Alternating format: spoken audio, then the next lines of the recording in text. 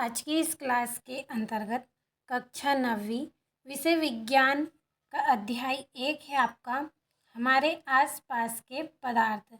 तो अध्याय 1 हमारे आसपास के पदार्थ। तो पदार्थ क्या होते हैं इसकी परिभाषा हम पढ़ेंगे, समझेंगे पदार्थ को कि क्या होते हैं पदार्थ। तो यहाँ पे आपका पहला प्रश्न है, पदार्थ किसे कहते हैं। इस तरह से आपको हेडिंग डाल लेना है पदार्थ। परिभाषा एक बार पढ़ लेते हैं, फिर अच्छे से समझने का प्रयास करेंगे। तो वह वस्तु जो स्थान घेरती है और जिसका द्रव्यमान तथा आयतन होता है उसे पदार्थ कहते हैं। उदाहरण के लिए हवा, बादल, पत्थर, रेत आदि, ये सब क्या है, पदार्थ हैं। तो पदार्थ क्या है कि वह वस्तु जो क्या करती है, स्थान घेरती है, जिसका द्रव्यमान होता है और आयतन भी होता है, उसे हम बोलते हैं पदार्थ।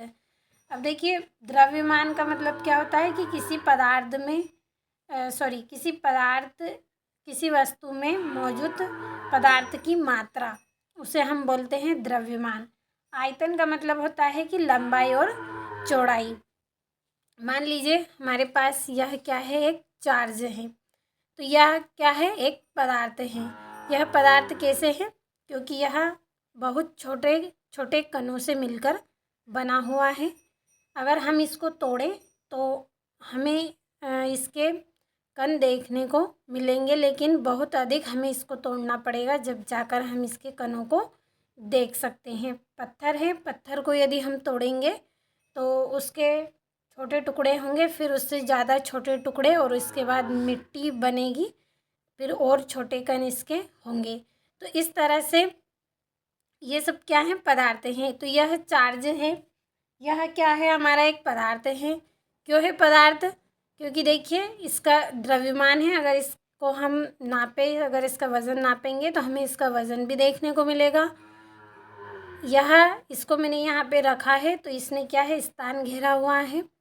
इसी तरह से ये हमारी पेन है, ये पेन भी क्या है, अनेक छोटे छोटे कणों से मिलकर बनी है। इसको अगर कहीं पे रखेंगे तो ये भी जगह को घेरेगी, इसका भी वज़न निकलेगा, और इसको हम चाहे कितना भी दबाएं लेकिन ये अपना आकार नहीं बदलेगा।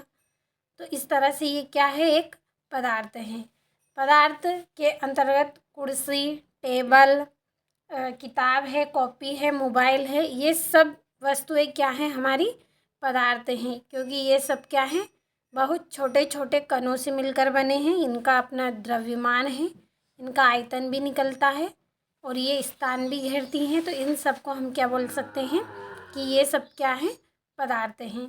तो आपको अच्छे से समझ में आया होगा पदार्थ क्या है। एक बार परिभाषा पढ़ लीजिए। वह वस्तु जो स्थान घेरती है और जिसका द्रव्यमान तथा आयतन होता है उसे पदार्थ कहते हैं।